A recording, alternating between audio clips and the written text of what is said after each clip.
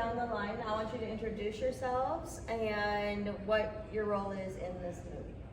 I'm Joe Knetter. I'm a writer-producer. I am Sarah French. I am producer, and I also play Harper in the film. Okay. And I'm Marcel Walz, and I directed the thing. I'm Brandon. I play Troy. I'm Gigi. Oh, I have a microphone. Use it, sister. You know what I might do with this. I'm Gigi. I play Amber in the movie, and I deep throat a curling iron. Sweet. No microphone is safe. Tell us about your feature. Oh, That's Marcel? probably on Joe first, right? He's a storyteller. Well, we could actually have everybody. I don't need this. We can actually have everybody here tell us about it because everybody here knows us. You go first. What's the movie? It's a throwback to a 90s slasher, giallo, comedy, horror, adult film. There's nudity, there's gore. Too much nudity according to some reviewers. Really? A few of them. It's more gratuitous than the scene in My Bloody Valentine 3D, That's a positive. where the girl's naked full frontal for 8 minutes. Right. So we did 10 minutes on ours. We did 10 minutes. We made sure to top that. The question was she running in a parking lot with a gun? No, she's walking through a hallway of a studio, and then she takes a shower. Okay. And while she's at a rap party for a movie they just shot called That's a Rap. They're celebrating their rap of their movie. And the killer from the movie, someone dresses up like the killer and starts picking them off one at a time. And as to what always happens at rap parties, somebody gets water spilled on them. So the thing to do is to strip completely naked, wander the hallways, and then vigorously masturbate. Just to calm yourself down. It's a thing. It's a thing. I wrote it, and I'm assuming that's what women do, right? You get stressed and you relieve tension. I mean, I would say it's a super fun 90s slasher. You know, it's gory, bloody, lots of nudity. It's very meta. It's very meta. There's a lot of subtext. Our characters all go through a lot. We've all met these characters before numerous times in the film industry, and I think a lot of people can relate to this film as far as with the characters and kind of what we all go through in the independent film world, and because there's a lot of bullshit in the independent film world, as we all know, but there's a lot of bullshit in life, period. So it's just getting through it and, just really rising above all of that and just making the best you can of the situation. For sure. So how did you all get involved in this film, in this project? Well, that's actually our first movie from our own production company, Neo Noir. And when we started the whole process, it started in a hot tub with me and Joe. Yes. And True. As all good stories start, as we were selling the hot tub. After that we started casting, and we wanted always to make a movie with Gigi, and we found that guy here. And How'd that guy get involved? Audition. You just found it and you're like, okay, I'll be that guy. Yeah, I'll be that guy. Literally that guy. That guy. That guy. And he's that guy. What did they refer to your character as? Oh, Twink Bottom Troy. Twink Bottom Troy. I'm that. Yeah, so we started our production company last year. Marcel, Joe, and I worked together on a film called Blind. That's where we all kind of really just got each other. We worked so well together. And then from then, we made Pretty Boy, which is the sequel to Blind, which we're hoping will be coming out later this year through Lionsgate. And we're very excited about that one as well. Blind you can find on most streaming services as well. But we just really wanted to kind of do our own thing and create our own thing because, in the independent world, like I said, you deal with a lot of bullshit. You deal with a lot of people that say they can do things, but they never follow through. And we did most of the work in Blind and Pretty Boy. We learned a lot. We're like, you know what? We're gonna do our own thing. Yeah. So we did. We created our own production company called Beyond War, which is in, anyway. Here. But we're very excited, and this film, these guys came up with it in the hot tub, and that's a true story. She was in the hot tub too. I was. And And so was Jed Rowan, who plays Pretty Boy, who is also the photographer in That's a Wrap. We kind of just... It was Jed's birthday, so we were doing a hot tub thing with Jed, and Jed got out, and Sarah got out, so it was just then me and Marcel, and I turned to him and said, listen, I have an idea. I think we could shoot at a studio that we had access to. Because the biggest thing I always tell everybody when it comes to indie film is try to write for location. Find a location you have and write for it. Because at least you get to control what you're doing. And for us, we want to make the best movie possible. We want it to look good. We want it to sound good. And we also want to have a shoot that's non-dramatic. We want to work with talented people that are not ego-driven and understand that it's fucking silly that we get to do what we get to do. It doesn't really make sense. But we're lucky that we get to do it. So we want our sets to be fun and professional. And I put up with her mainly. I'm a lot to deal with. She's a lot to deal with. He's also a lot to deal with. Let me just put that I'm out not there. that hard. But Marcel's very talented. He's got an eye. He likes. And quite a credit list. Like, you've done a lot. Well, not everything is good, but I would say over the last years now, it's I think I found my style. I found my way, what I want to do, and I'm happy with what we're doing now. Yeah.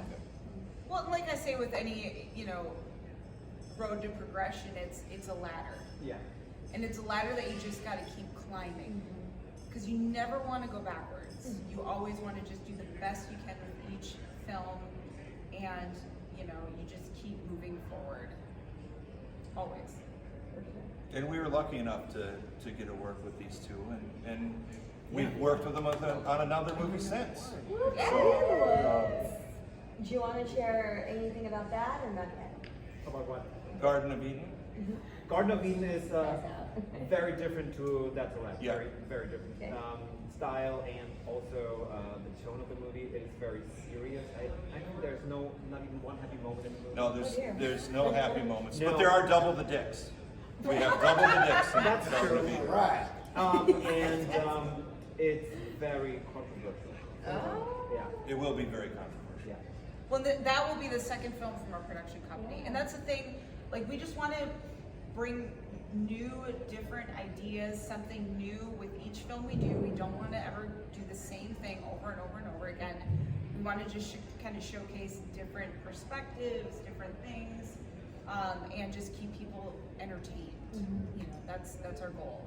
Entertainment is, a very important thing in this world, and we want to just do something different and unique, and bring a smile or a frown to somebody's face. and then even those two are in Garden of Eden. So Yes. do you want to say anything about your part or? Well, one thing I will say is that I appreciate that you guys like to do. Each film is very different, and that's really nice for an actress or an actor because it's really easy to get typecast.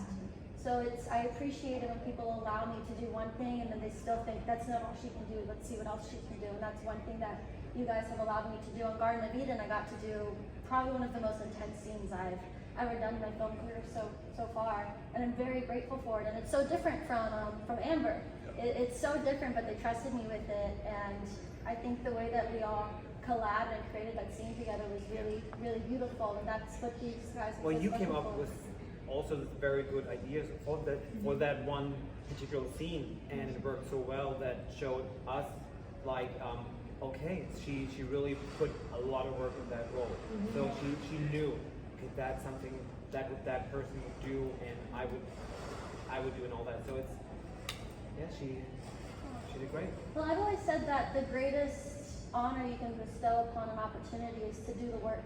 Yeah. And so as an artist, when you get your hands on good material, you gotta do the work and rise to the occasion. So I just appreciate you guys for letting me.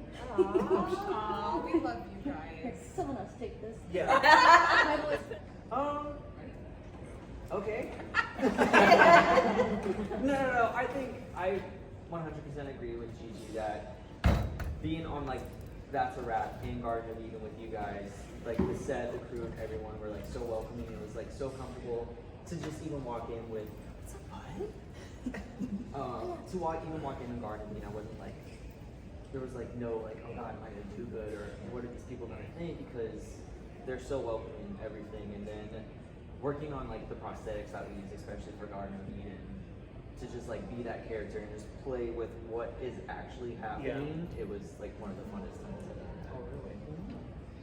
had. Oh, really? So And that's let's Robert announce- Donavan.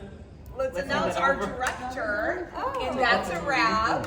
Mason Meister himself. Yeah. Mason would have all of the messages. That's why I'm not giving too bad. One is another. Then no feedback, that's cool. Right? Okay, hi. Robert, introduce yourself and tell us about your character. Yeah. I don't need both of these on me. Hi, I'm Robert Donavan. I play the part of Maestro, Mason Maestro, who is the director of the movie within the movie. And has anybody seen this yet? It was released on Friday? Yeah. Oh, you have seen it? Okay, good. Yeah. Then we have a wonderful point of reference. As you know, I'm a bit egotistical.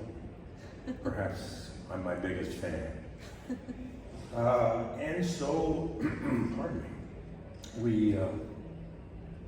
we progress as each of us die off one by one. Nobody really knowing what's going on. Finally, I meet my demise. It's quickly shown, but it probably took quite a while for it to happen. Like they probably needed a crane and a block and tackle and that sort of thing. Anyway, who hasn't seen it? So we have no point of reference at all. No, I don't. We don't want to give away any spoilers just in case. I'm just here doing my best, y'all. Anyway, It just came out like yesterday.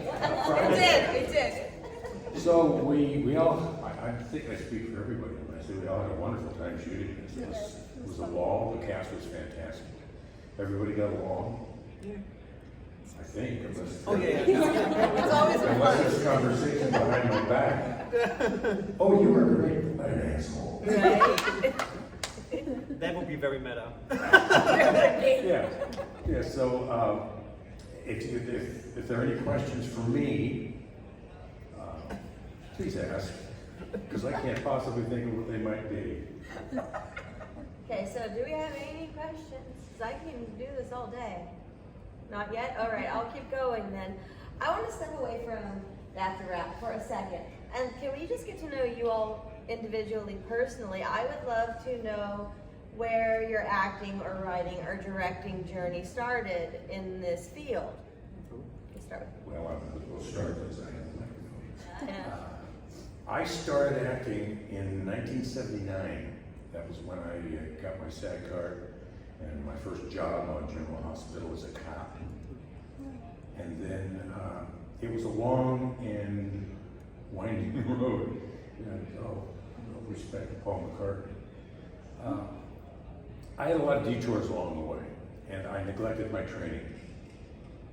So I've been playing catch up for basically the last 10 years. I've been studying with Kimberly Jensen for the last 5 years. I think she's made an improvement in my performance. At least it feels like it. And as of retirement from a regular job, which was driving limos for 15 years, in 2018 I have done, since then I've done 17 motion pictures. And thank you for hiring me for this one. We had a ball. And I've got some more prospects coming up in the near future. So if you are an actor, study. Find different teachers, study as much as you can. Find a play. a TV show, a student film, anything you can get your hands on, so you can practice the theory and the philosophy that you're learning in class and practicing them over and over. I think, I can't remember the exact names, but a lot of people started older. I don't recommend that. Your stamina decreases considerably. You can't quite keep up to the old youngsters out there. And it's easier to break in when you're younger. You look good, you feel good, you got a lot of energy. If you develop talent that you have, you probably have a shot at this. And now, here's Gigi.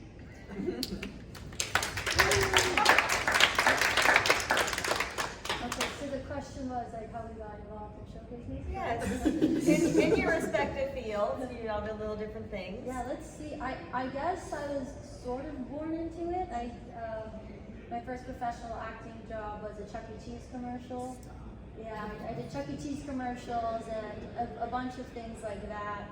And my older brother and I did a whole lot. My older brother was in a movie with Kevin Bacon called Bomb the System, never came out, Blue's Clues. We both did a ton. But my parents got divorced, and so my mom wasn't able to drive us to auditions and devote being a show mom to us. So that stopped, and I guess as a child, I never made the conscious choice to like, I want to be an actress.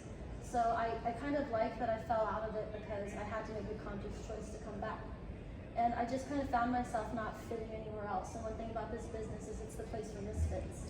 And so I started, getting back into just voice lessons and acting classes and just finding a way, like a creative outlet, and I just became obsessed and decided I had to pursue it, but was having a hard time wrapping my brain around that being a reality. So I did go to college for 3 days, and then I went, no. And I got up and I left, and long story short, I wanted to move to LA, I didn't have the money. I landed on a reality show where it was a competition show, and I won $250,000. And I used that to move to California and pursue a professional acting career 5 years ago. And I fell into the horror community pretty much immediately. I've always been drawn to horror movies and darkness. And even when I was doing Chuck E. Cheese commercials, my mom used to bribe us to go to these auditions by taking us to FAO Shorts, a huge toy store in New York. And I remember I really wanted this Barbie doll. It was a Bob Mackie Barbie doll. It was like $200, but it wasn't the blonde, what is it called in the Barbie movie, stereotypical Barbie. She looked like a vampire. I've been drawn to this like darkness, but it never was dark to me, like my whole life. I've just always been interested and inspired by it in some sort of way. So I fell into it and I hit the ground running. And I auditioned for a project where I met Sam, and we've since started creating our own content, and it's gotten us enough attention that it put me in the crossways of Sarah, who we did a movie called Dawn, and then I got involved with these guys, and we're all just going. That's it, I guess. Amazing.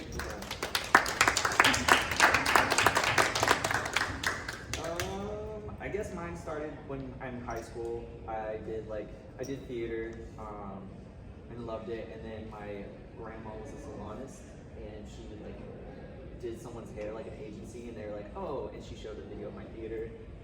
Showed him that, and they were like, we'll sign him or have a conversation with him. And then this was back in Florida, and I met a guy named Michael Cushman who was a manager out here, and he did showcases, and we did a showcase, went out to LA, and I got signed with another agency, so I had to come out here and move. Off the ground, it was pretty slow. I did one commercial, and it's just been really a pause, but then I started growing and realizing who I was, and did a couple things for YouTube series, and then I met Marcel and Sarah, and working on That's a Wrap and everything kind of pushed me to where I was I understand how I want to be and how I want to act, and I'm starting now to get that confidence to where I can do this, and there is no doubt. It's just gonna take time, but I have that better, not is this gonna happen thought that we all have. So yeah, I'm getting there. Oh, I love it. You're You're awesome. Thank you. I have to speak up. Well, with me, I think it's a classic story. It's I saw screen when I was 11 years old, and that I right from already when I saw it on for the commercials or the poster at the theater or whatever, or in magazines, I thought, oh well, that is something. What is it? And then I was too young to go to the theater, but my mom rented the VHS, and that night, I don't know.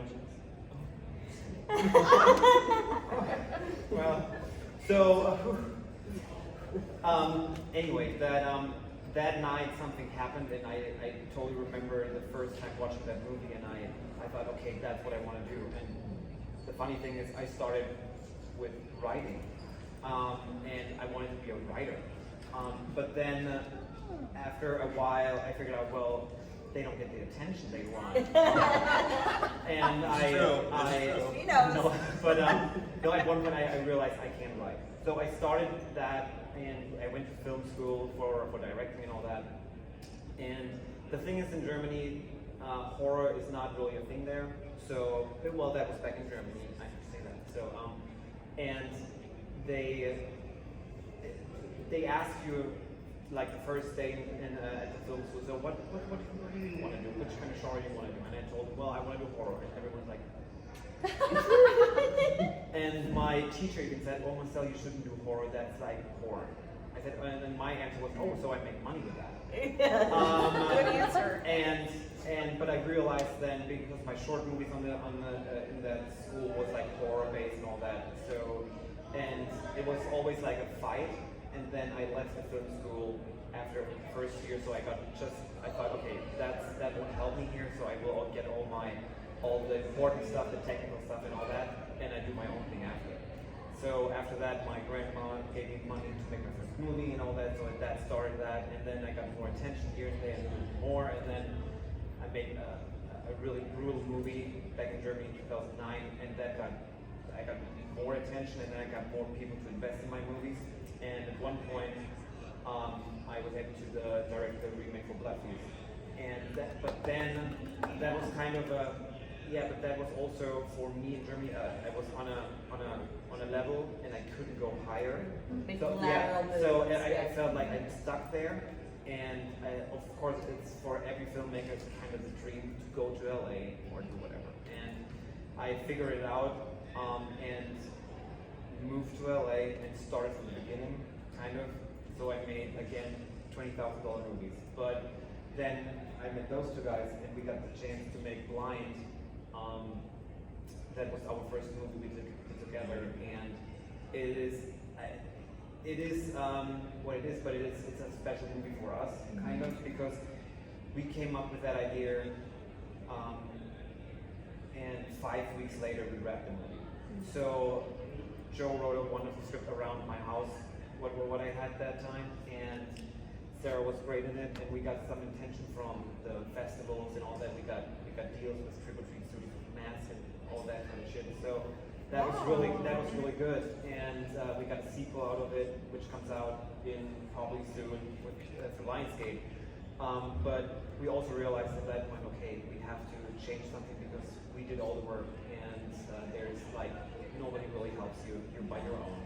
And that's the hardest part, I think, for independent filmmakers, and they have to find the people they can trust and the people they want to work with, and avoid people or the poison. So that's what we did, and then we started Neo Noir, and from now on we got wonderful people all around, and we want to stick with those people because we know we can trust them, and they bring something. They appreciate art like we do. I think that's the best thing to say, and that's the people we want. Yes. I know, right? That was really good. So it sounds to me like your experience in Germany when you're starting and their reaction to you saying you wanted to do horror was kind of like what we're hearing horror was like in America in the 70s. So Oh, 100%, yeah. several decades behind on Yeah. that. Now, like the last 2 years, it's getting a little bit better in Germany. So they Just start, the last 2 years. Yeah. Wow. So bigger studios start producing like horror movies. Like there's one movie, Big Red Sky, got produced for Netflix, which is a vampire movie. That got good reactions all over the world. So now they think, oh shit, we we can make money with that. Yeah. And to be honest, look at the box office. There's every single week like a number one here, horror there. There's always something in the top 5 which is a horror movie. Yeah. And best example is Terrifier, Independent. Yeah. That movie blew up. It's wonderful what they created, and I think this movie helps the independent world no matter what, because even if they just opened doors. Yes. And made it work for the leagues. Yeah. Yeah. Awesome. Well, I'm gonna make this quick so we don't have much time. But I did my very first film in 2006. It was called Pajama Party Massacre. It was a short film. And I did it because of my love for horror films. I've been a huge horror fan since I was about 5 years old. And I've always wanted to be that girl screaming, running through the woods, half naked, bloody, battered, and now it's happened numerous times since then. But in 2006, I looked up a forum back in the day, and there was a place casting for a girl that fit my demographics, and I met them for coffee, and they loved my attitude, and they hired me right on the spot. And that's where I met this guy. He wrote the film, and he also played the killer in it. Oh wow. And so that's where we started, was in 2006, that's where the roots started, and have grown so much since then. We didn't get together till, I would say, what was it, 2011? 2009. Oh yeah, whatever. 2 August- years later. August 13th, 2009. It's usually the woman that remembers this stuff. And then it's all history after that. Yeah. That was the quick answer to that.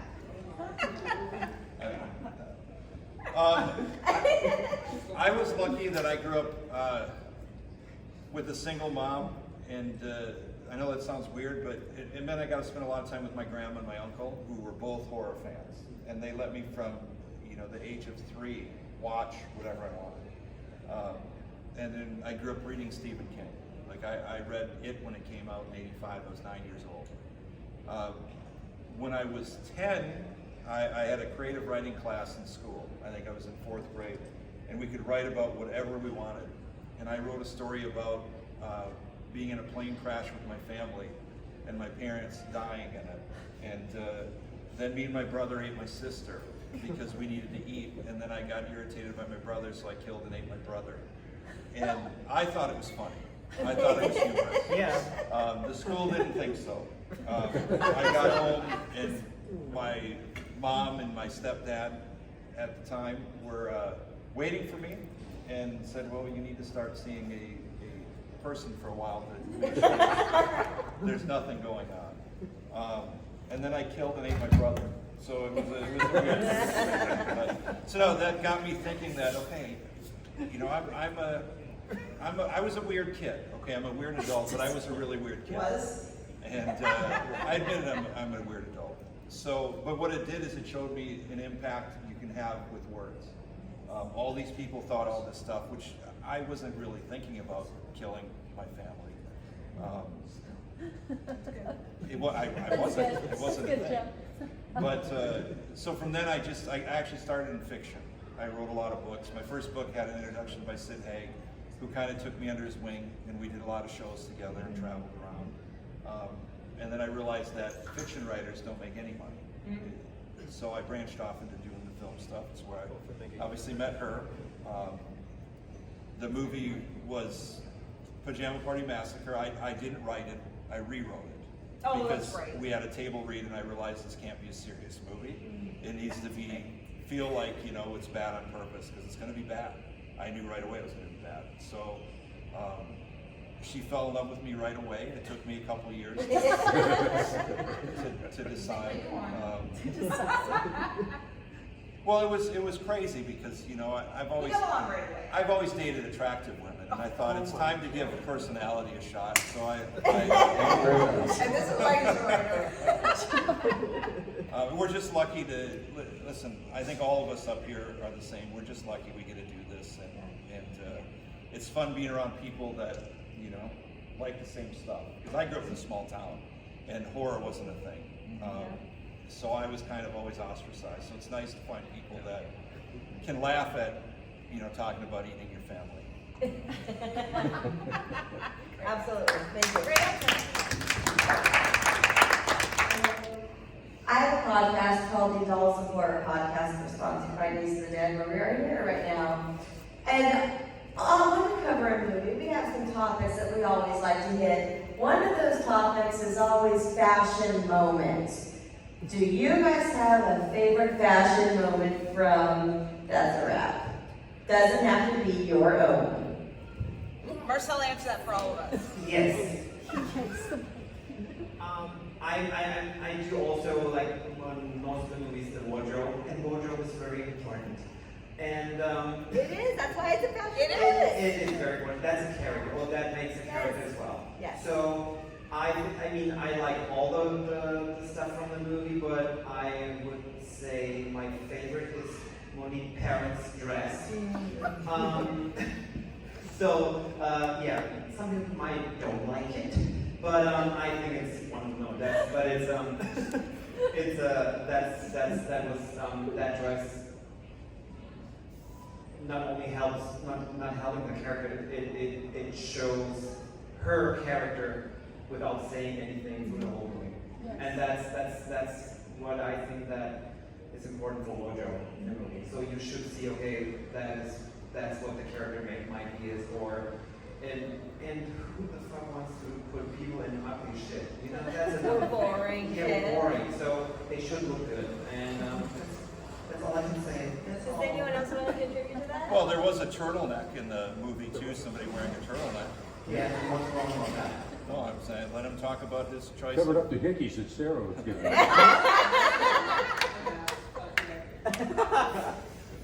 Yeah, we got a turtleneck, and I mean, does anyone?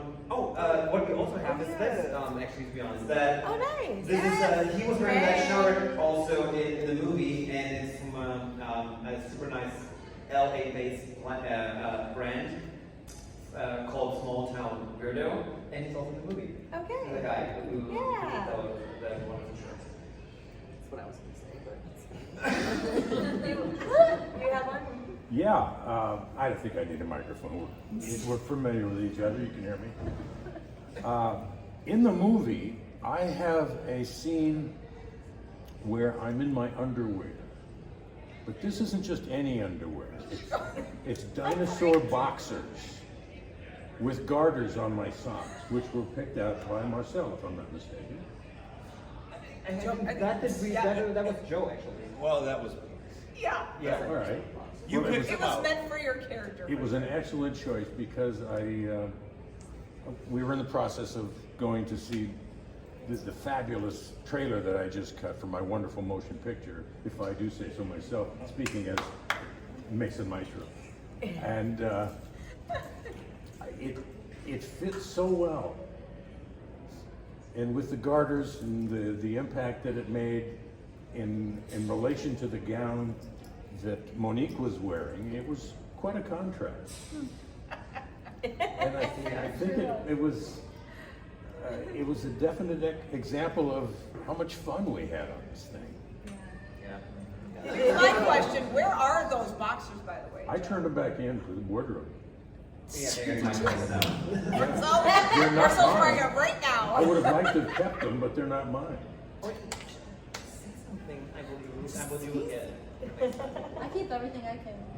You kept Thank everything. you, Marcel. No problem. My Garnadian shoes. You'll see. You or anyone else want to? Well, we have one. We have to be back.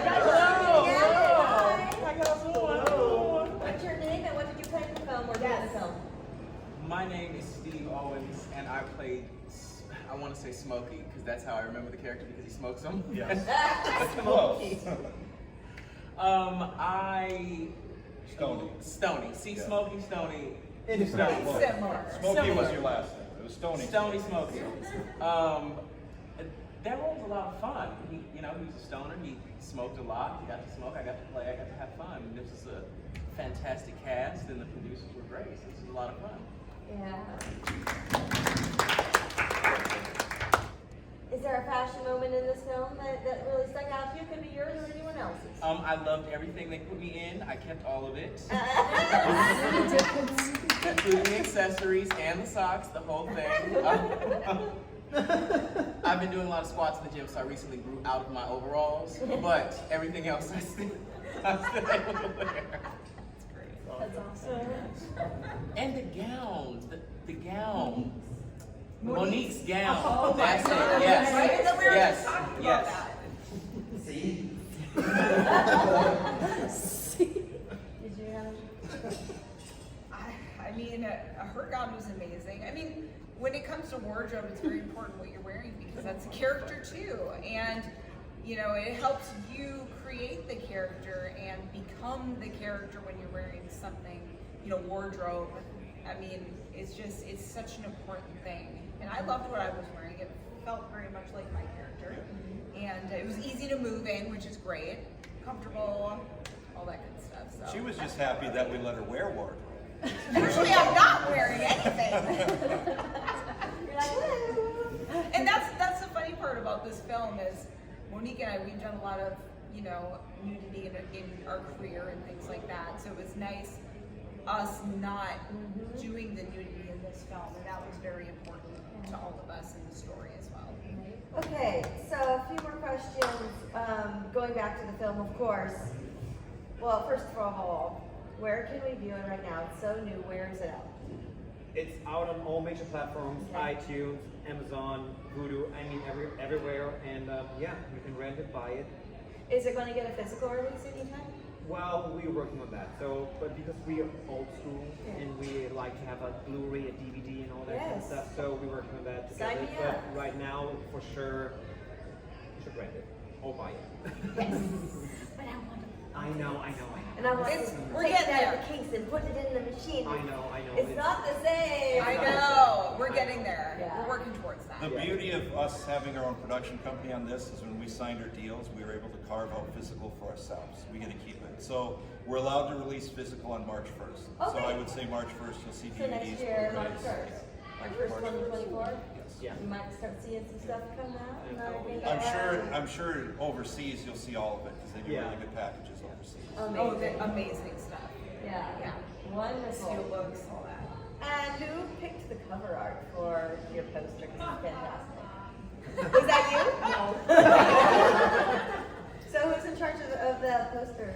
Well, we had our cover designer, Rafael, and he's from Brazil, actually, and I found him through Instagram. Okay. He did some amazing artworks, fan artworks, and we have two different ones, but Quiver, our digital company, chose this one. The main one we're using is the one that was made for the movie within Yeah. the movie. Yeah. Yeah. Oh wow. Okay. And then they ended up liking that one. We live in a time where everything's about your digital imprint and the streaming, so they want to see thumbnails. So they want a central image you can see on your phone or across the room, and that was the poster we put together very quick. I took that picture on my cell phone in our living room with no makeup on. I had makeup on from the night before. My hair was curled Yeah. from the night before. I was like, just send a picture, close up, okay. And then that's our poster artwork now. Yeah. I love second day eye makeup. It looks better than day You know one what? eye makeup. I gotta say it does. And the hair good. too. The Oh, hair's on the curled the eye night before. The hair. That doesn't work for me. Mine, You know mine the looks like volume. a lion. Dude, the first thing in volume morning. on that. If you have fine hair like me, the volume the night before, you're golden. So hair and eye makeup's like meatloaf. The second day it's better. Yes. Gotta sit a minute. Guys, for curly-headed people, second day hair is really not good. At least you have hair. You've got plenty down here to make up for Yeah, it. exactly. No, I wake up and it's like this. The bangs too, like straight up. And I'm like, ooh. Okay, let's figure it out. But the makeup is fine.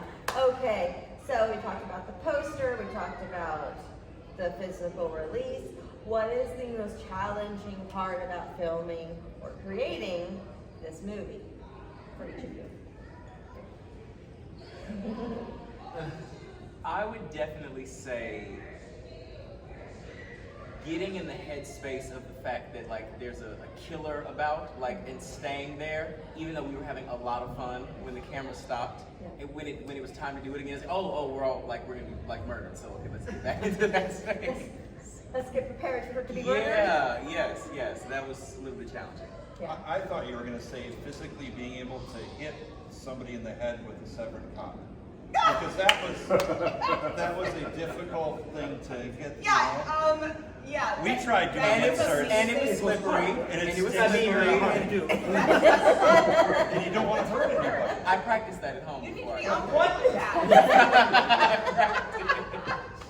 Have you seen the movie yet? I have not seen the movie yet, so I do not know what this You're actually in for a looked like. treat. I cannot wait. We will show you later. It is. I cannot wait. No, he needs to watch the whole thing. We can show you the scene, Frenchie, okay? The scene in question, it gets a very good reaction. Yeah. Very A good. lot of great Very reviews good. from it. Okay, Every good. single So review, practice, Good job. the every practice paid single off. review is Perfect. mentioning it, so they talk about it. Oh, wow. We don't want to spoil it. You know, No what- Right, spoilers. exactly. you now know it involves a dick being thrown. So, we just Sign me up. painted that picture a little bit for you. Do you guys, is it hard for you guys to watch yourselves on screen? Do you kind of just like, steer away from it, or are you excited to see the final product and see yourself up there? It used to be. Yeah. How did that get better for you? It got better because I got better. Okay. Great answer. Wow. Oh my God. Because I would watch and I'd see 10 different things I could have done differently, but I wasn't thinking in terms of dramatic structure. I was just thinking of things to change. And so I'll look back now and say, well, I could have been thinking this, or the relationship could have been different. Yeah. The things that I created from me, and it would have given more depth to the character. But I feel like a medical patient. I'm better now. Everything's all better now. Yeah, so it's fun now. I'll still see things I'd like to change, but it's not this one after another. It's like, get out of the business, you bum. Yeah. Do the rest of you have problems watching yourselves? I have problems sometimes. Yeah. I think it's hard.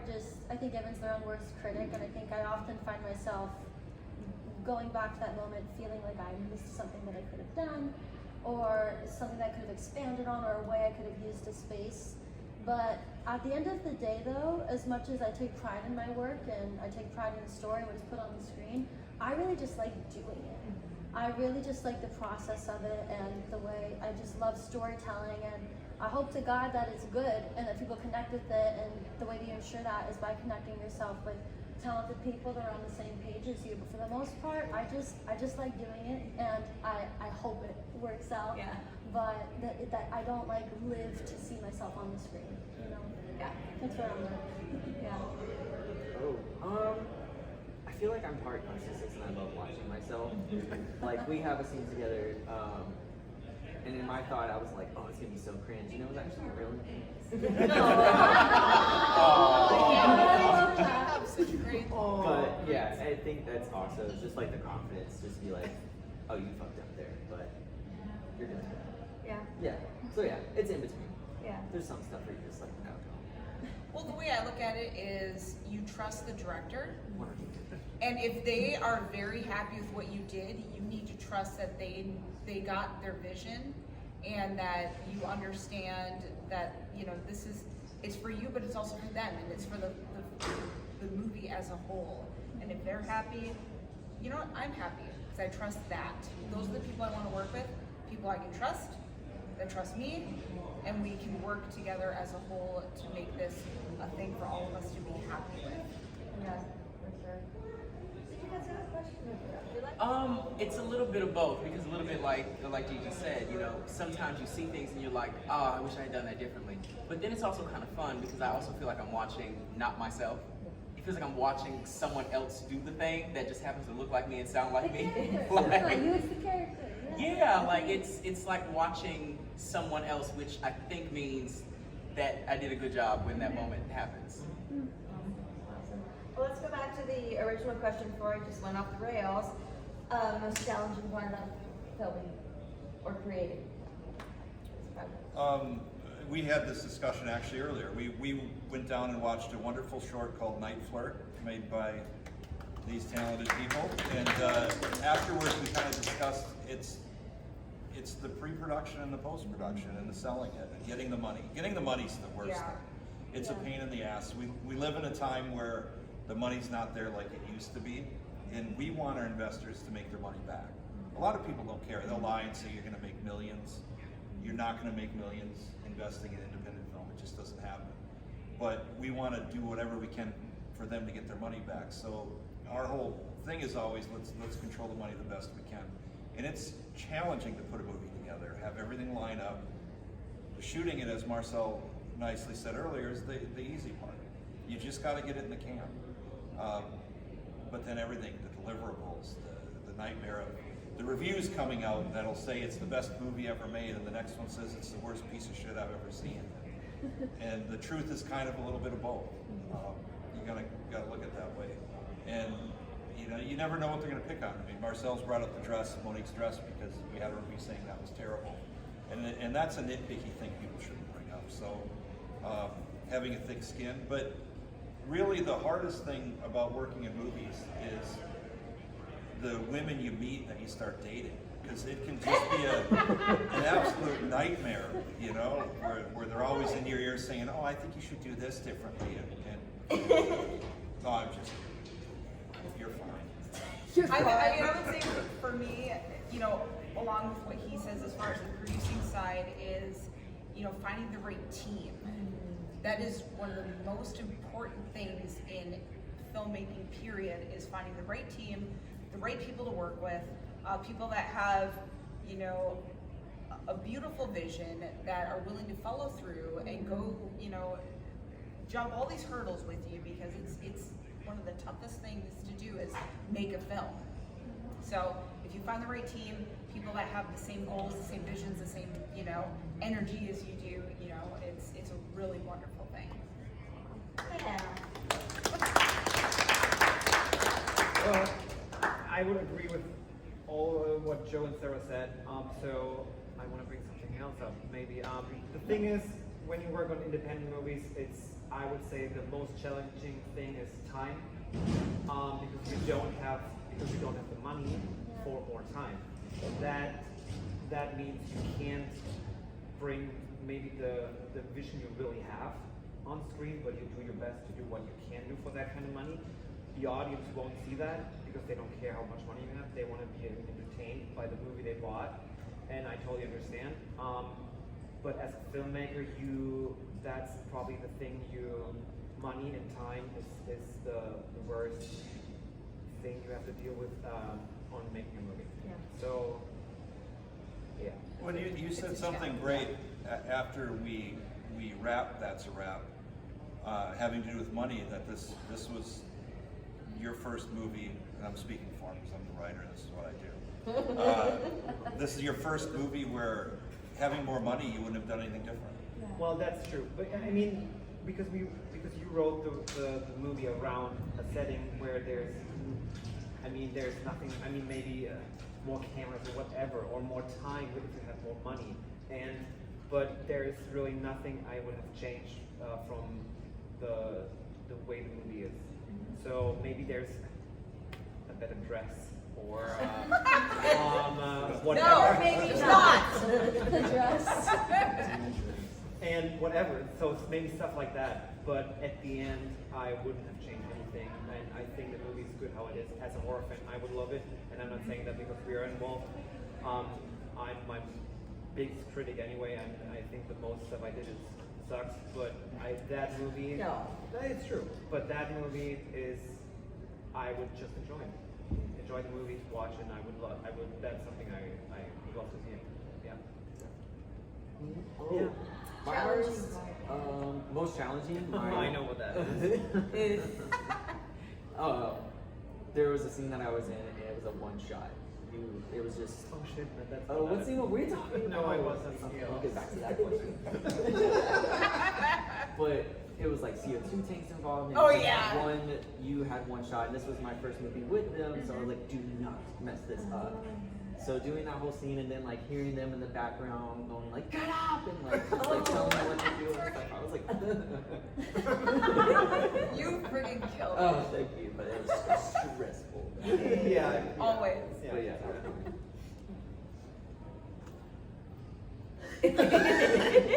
You know what? I think, you know, from the actor's perspective, I would say probably the same thing as Brandon, that it's, when it comes to special effects, it's not just your performance, it's, you know, the camera and the timing is important, and special effects, sometimes there's blood and there's gags, and sometimes the blood gag doesn't work, the performance is there, or then the blood gag did work, the performance wasn't there. So it's just making sure that you're on your mark, so you're not the reason the take didn't work. I think that is probably the most difficult thing, I guess, for me, like, as an actress, like working in horror film and doing things like that. I think I'll go with that. In this particular movie, in my death scene, I wanted Joe Castro, who's doing the special effects, at one point, I'm not going to go into detail for those who haven't seen it, because, no. And so I thought, Joe, I can put blood, my head is back, I can put blood in the back of my throat and kind of ooze it out. And I realized it was kind of a bad idea, because when you have liquid in your mouth and you move your head back, it has a tendency to go down your throat. So I found a way to shut that valve off, still breathe through my nose. With something else in your mouth. Oh yeah. Don't forget that. Let's not ruin it for those who have not seen it. Anyway, all of that work, and that was a challenge, not to blow blood all over the ceiling. I think that was my biggest challenge in this movie. You know, I had not heard of this movie before 3 days ago. I am sorry. But when somebody told me that Joe Castro is doing the effects, I was like, fucking sign me up. That guy is amazing. We talk about him all the time on the podcast. For this summer holiday season, we just did Uncle Sam.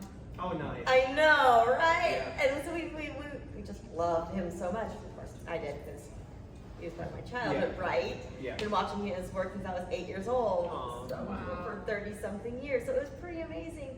And so when they told me that I'm in. I'm in. Yeah. Okay, so to wrap us up, do you guys have anything else you want to share, anything at all about this movie to sort of like reel them in? I think that's all it is. I mean, the movie is bloody. The movie is bloody. It's gory, too much nudity, and I think there's a lot of talent in it. A horror fan should check it out. Okay. Definitely, yeah. That's all I can say. Do any of you want to contribute to this? The booty.